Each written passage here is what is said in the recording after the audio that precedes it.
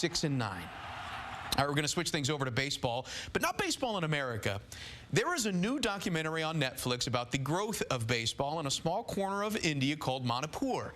The film is called The Only Real Game. Recently, I spoke with the director, Mirra, and I started this conversation by asking her the significance of the title. The Only Real Game is taken from something that meant so much to me when I discovered where it came from. It was a quote from Babe Ruth. And it was something he talked about when he was leaving the game toward the end of his life. And he talked about having been an orphan, a kid in the streets who played stickball, who was a nobody, who could grow up to be a legend and meaningful to other young people in the world, which is, he said, what makes baseball the only real game in the world. And when we discovered the passion for baseball in this literally unknown to most of us in the West part of the world, I felt like that connected our story and the story of baseball in India in a great way. Yeah, perfect explanation for what we saw, which is adults playing this sport like they were kids. It was just watching the sheer joy of throwing a ball and catching a ball. I mean, do you understand what you were capturing when you were seeing this?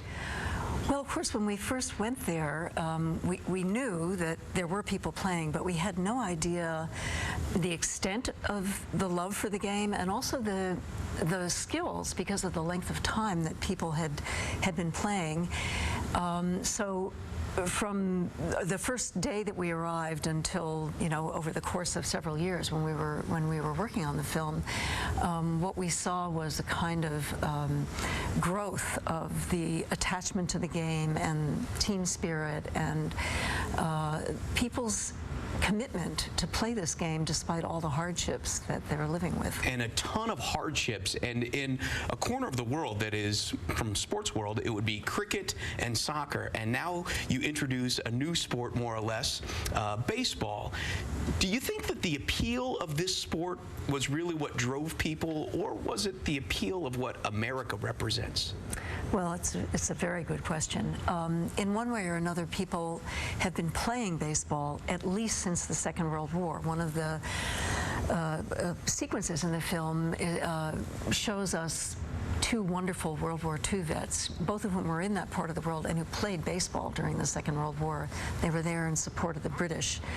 And people began playing at least that long ago, but the game has had its ups and downs, and it's now in a very resurgent state in Manipur, which we're very happy about.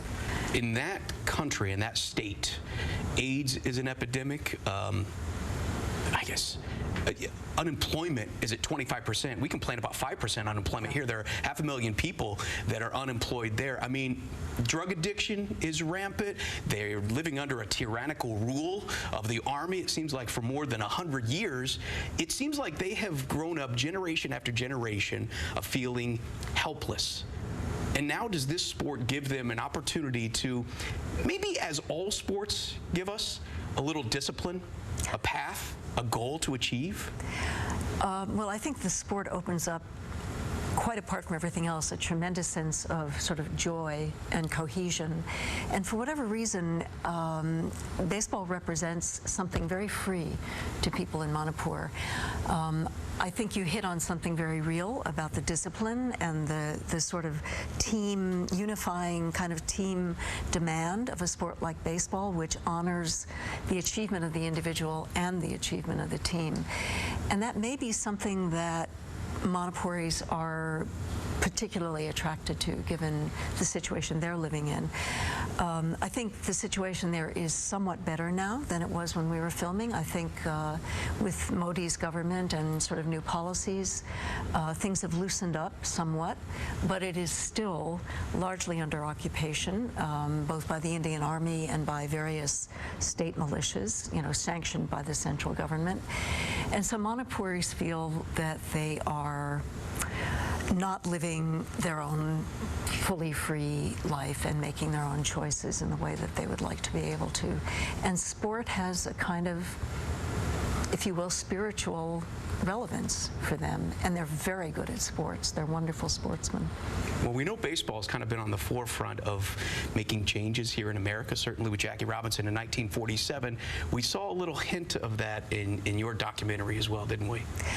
Yeah, I mean, I think baseball is, if we have anything to do with it, is going to be a big thing in India, and should be, actually, because partly because of cricket. People are already very familiar with ball and bat sports, and I think they enjoy the sort of faster pace of the game, and it's unique. It's certainly for Manipuris, because they're very good at baseball. It makes them unique, and it's a good thing for them. And particularly also because women are among the best players and the most powerful players. And the lasting impression that is made on this sport really begins with the ambassadors you bring in. Two characters that were centralized around this were the two coaches you brought.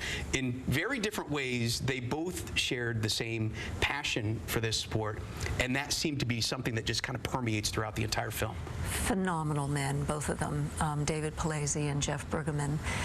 They're Major League Baseball envoy coaches, part of the MLB International program, which is a wonderful project that helps bring professional level coaching to communities all over the world who care about baseball. And in this case, it was the luck of the draw, but we happened to draw the two best possible guys for this project. They were just wonderful. When you're putting together a documentary, you don't get to write the ending. Yeah. You can't ever write the ending. But this film had joy, pain, you were crying, you were happy. It touched you emotionally. It certainly touches anybody, I think, that watched this film emotionally. How did you know when you were done? Oh, it's a very good question. I think many films, certainly this film, in a way, could have gone on forever.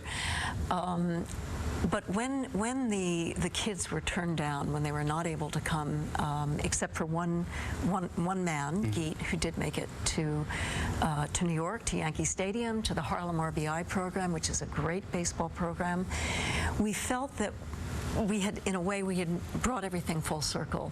We had sent people to Manipur. Manipuris had come here. We had seen the connection through the Second World War with our two wonderful World War II vets. And in a way, what I think we did was, we tried to do, was to leave the door open and hope that in the coming years there'll be more of this kind of exchange, and that maybe that ball field will get built, and that maybe these kids from Manipur will be able to come and to learn from young players here, specifically in New York. We'd love for them to come to New York. Well, we hope this story continues. We hope that hopeful message that this sport has given to the people of Manipur continues to evolve. But you can catch this on Netflix right now. It is the only real game. It is on Netflix. And Director Mirra, thank you so much for coming in studio. Tremendous pleasure. Thank you.